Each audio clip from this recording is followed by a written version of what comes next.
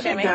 Listen, we know you in so many roles, but being a mom to Charlotte and Aiden, who's just under 2, must top the list. And we've seen that you recently started to become more active, I think, to most people, politically and talking about the things you're seeing in the world. Do you think it's important for you to show this responsibility? Your kids are young, but is it important for you to show this responsibility that if you see something, you should speak about it? Absolutely. So it's great to be back on The View. Thank you. And thank you. And Whoopi, my children are the most important part of my life. I mean, being a mom is my most important identity. My son Aiden called me Chelsea this morning. I was like, oh gosh. No, Mom, Aiden. How old is he again? 20 months. I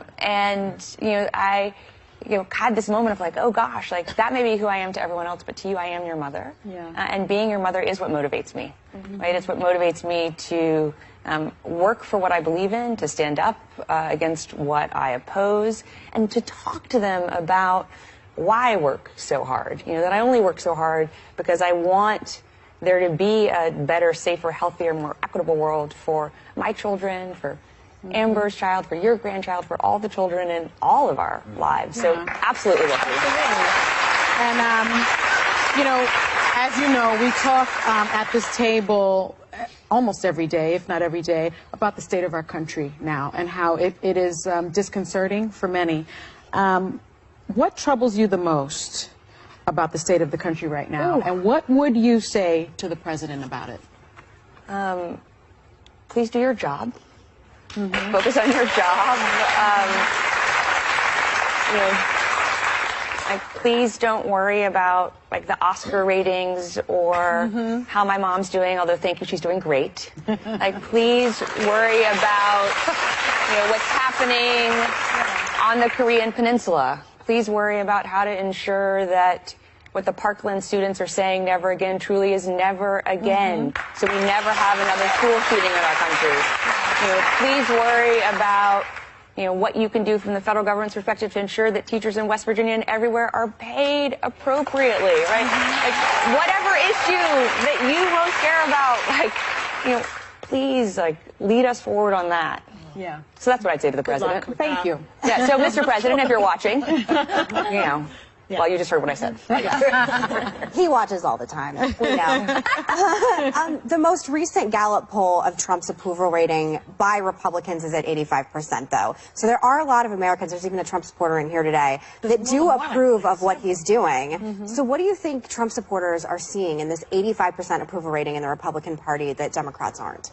Well, Meghan, I would never speak for anyone but myself. I mean, sometimes people ask me, like, well, what would your mother say? And I said, well, then you should ask my mom, right? Like, I wouldn't speak for my parents or my children, much less someone who has very different views as to what I believe is right for our country.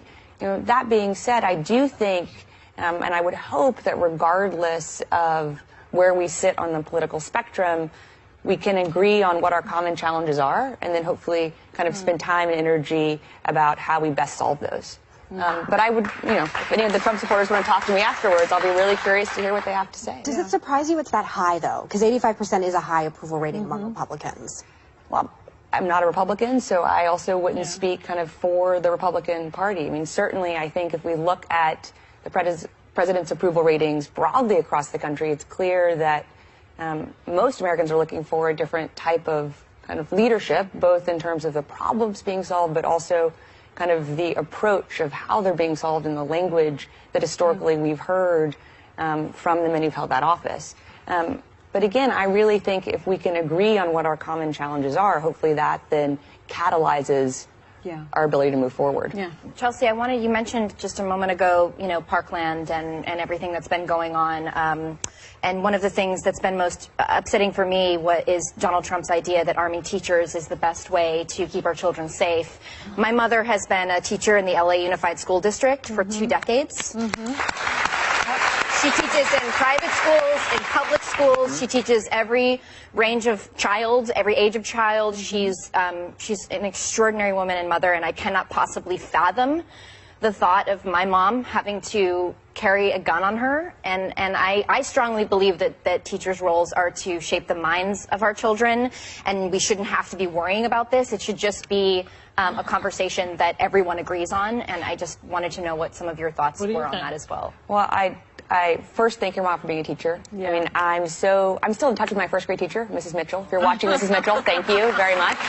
And I couldn't agree more. I mean, we expect so much out of our teachers. We expect them to be teachers, social workers, psychologists, nurses, doctors, disciplinarians. I certainly don't think, while also I think not being adequately compensated or respected for the profound work they do kind of for our children and our shared future. And so, you know, I don't think that we should expect them to also be law enforcement officers. And we also have so much research that shows kind of more guns in any setting lead to more gun violence in any setting, whether that's in a home or outside a home.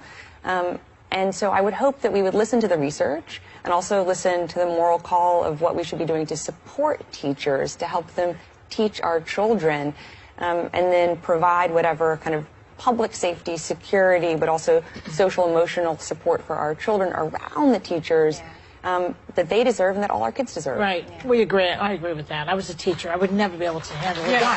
Put a gun in my hands, you're in trouble. But, you know, we've been watching this whole gun thing for a while, and this last Parkland shooting, I think was a tipping point. Do you? I mean, do you think things will change now because of these kids in Parkland? Well, I mean, we're already seeing changes in Florida. I mean, we saw kind of new legislation pass in Florida that hopefully will become law. We are talking again about the assault weapons ban, from 1994 to 2004. Where we did have a marked decrease in people, I was talking to somebody today about that, and they were saying, well, what's the point? There are so many millions of these assault weapons out there now. You'd never be able to get them all back. We have to start somewhere. That's what I said. We have to start somewhere. Yeah, and the bullets will run out eventually. So what we also have to do is we have to stop somewhere. So we're going to stop here, and then we're going to go. Where is this going? We're going to be very profound for a moment. And come back with more with Chelsea Clinton. We are back with the author of She Persisted Around the World, Chelsea Clinton. So this is another hot topic that we've talked about at the table. Last week, Ivanka Trump told a reporter it was inappropriate for him to ask her about her father's sexual assault allegations, even though she is a member of the administration. Do you think that was a fair question by the reporter? I think that anyone who works for the White House should be expected to answer any question about the White House, about the president, about the White House's policies, practices. So, yes, I do think it was a fair question. Yeah. That's where we came down. Well, being a mom inspired you to write your new children's book called She Persisted Around the World. It's companion to your first book, She Persisted, and it's about 13 women who made a difference globally. Tell us about this. Well, I was so just struck, humbled, inspired by the response to She Persisted by the little girls and little boys who came up to tell me about their favorite stories, that I just wanted to share more stories of women who really inspired me and changed the world. And so the product of that was She Persisted Around the World.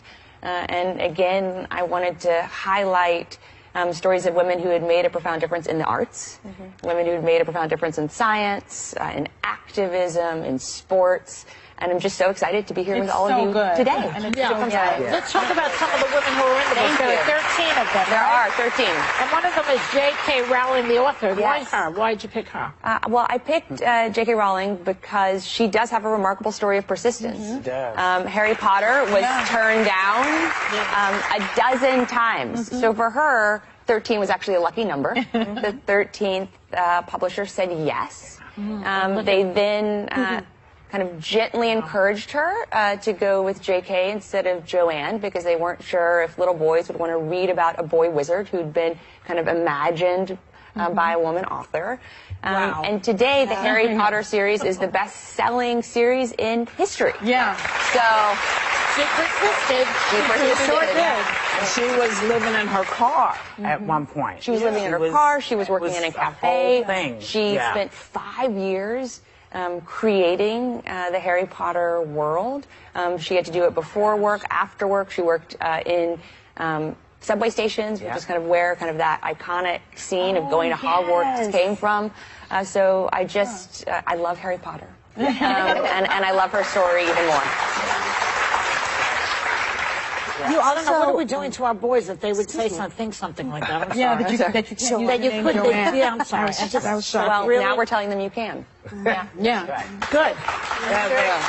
You also wrote about soccer star Sissy Lima do Amor. Can you tell me about that? Oh, thank you, Megan. So, Cece always loved soccer, but when she was a little girl in Brazil, it actually was illegal for girls to play soccer. Yep. This has been the hardest thing for my daughter, Charlotte, who loves soccer, to understand. It was actually illegal for girls to play soccer in Brazil until 1979. Oh, my God. And so she had to, admittedly, decapitate her dolls and use her dolls' heads as soccer balls. Wow. And then her parents finally got her a soccer ball, but she had to play only in